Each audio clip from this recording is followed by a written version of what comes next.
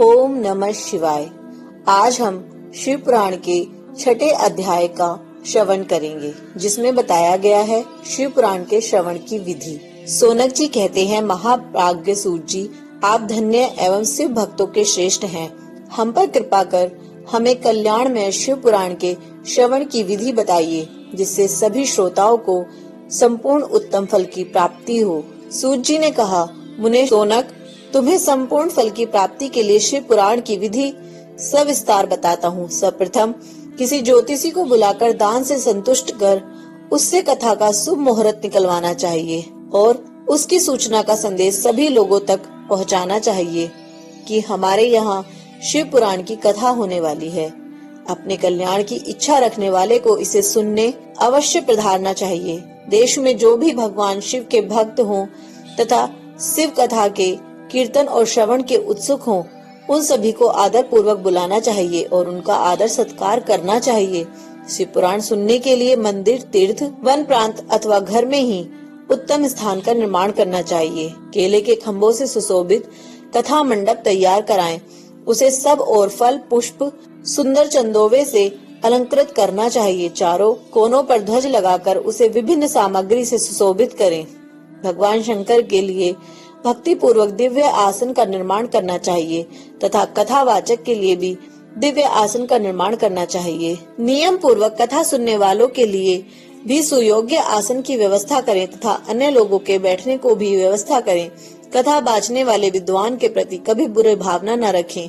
संसार में जन्म तथा गुणों के कारण बहुत से गुरु होते हैं, परंतु उन सब में पुराणों का ज्ञाता ही परम गुरु माना जाता है। पुराण वेदता पवित्र, शांत, साधु, ईर्ष्या पर विजय प्राप्त करने वाला और दयालु होना चाहिए। ऐसे गुणी मनुष्य को इस पुण्यमयी कथा को बांचना चाहिए। सूर्योदय से 3:30 पहर तक इसे बांचने का उपयुक्त समय है। मध्याह्न काल में 2 घड़ी तक कथा बंद रखनी चाहिए ताकि लोग मलमूत्र का त्याग कर सकें। जिस दिन से कथा शुरू हो रही है उसमें एक दिन पहले व्रत ग्रहण करें। कथा के दिनों में प्रातः काल का नित्य कर्म संक्षेप में कर लेना चाहिए। वक्ता के पास उसकी सहायता हेतु एक विद्वान व्यक्ति को बैठना चाहिए, जो कि सब प्रकार के संशयों को दूर कर लोगों को समझाने में कुशल हो। कथा में आने वाले विघ्नों को दूर करने के लिए सर्वप्रथम गणेश जी का पूजन करना चाहिए। भगवान शिव व शिव पुराण की भक्ति भाव से पूजा करें। तत्पश्चात श्रोता तन मन से शुद्ध होकर आदर पूर्वक शिव पुराण की कथा सुने। जो वक्ता और श्रोता अनेक प्रकार के कर्मों से भटक रहे हों, काम आदि 6 विकारों से युक्त हों, वे पुण्य के भागी नहीं हो सकते।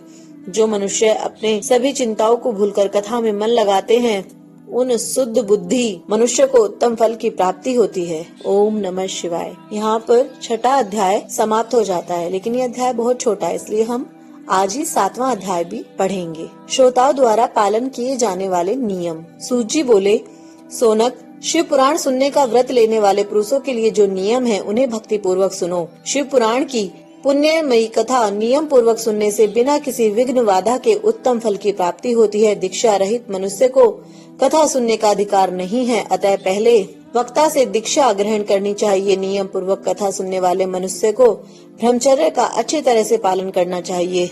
उसे भूमि पर सोना चाहिए, पत्तल में खाना चाहिए तथा कथा समाप्त होने पर ही अन्न ग्रहण करना चाहिए।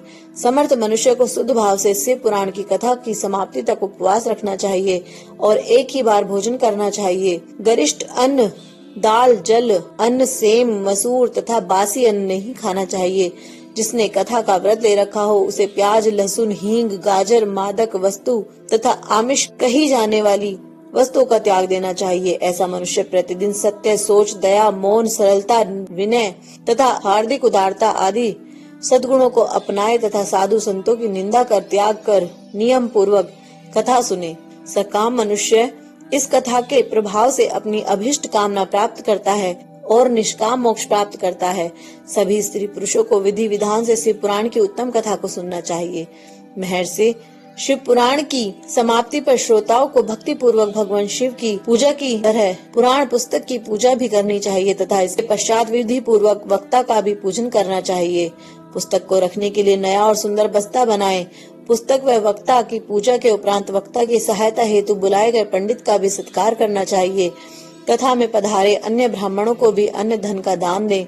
गीत, वाद्य और नृत्य से उत्सव को महान बनाएं। विरक्त मनुष्य को कथा समाप्ति पर गीता का पाठ करना चाहिए तथा गृहस्थ को श्रवण कर्म की शांति हेतु होम करना चाहिए। होम रुद्र संहिता के श्लोकों द्वारा अथवा गायत्री मंत्र के द्वारा करें। यदि हवन करने में असमर्थ हो तो भक्ति पूर्वक शिव सहस्त्र नाम का पाठ करें।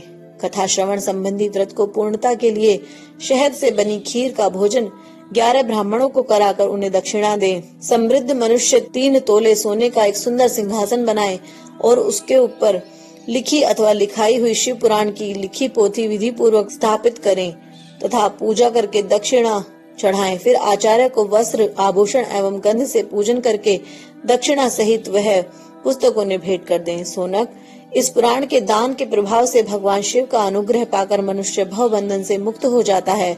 शिव पुराण को विधि पूर्वक संपन्न करने पर यह संपूर्ण फल देता है तथा भोग और मोक्ष प्रदान करता है। मुने, शिव पुराण का सारा महात्म्य जो संपूर्ण फल देने वाला है मैंने तुम्हें सुना दिया है। अब आप और क्या सुनना चाहते हो?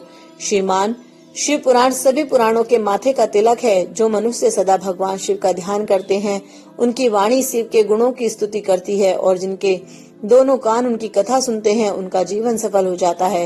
वे संसार सागर से पार हो जाते हैं। ऐसे लोग इस लोक और परलोक में सदा सुखी रहते हैं। भगवान शिव के सच्चिदानंद में स्वरूप का स्पर्श पाकर ही समस्त प्रकार के कष्टों का निवारण हो जाता है।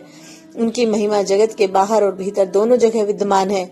उन अनंत आनंद रूप परम शिव की मैं शरण लेता हूँ। ओम नमः शिवाय। यहाँ पर शिव पुराण महात्मा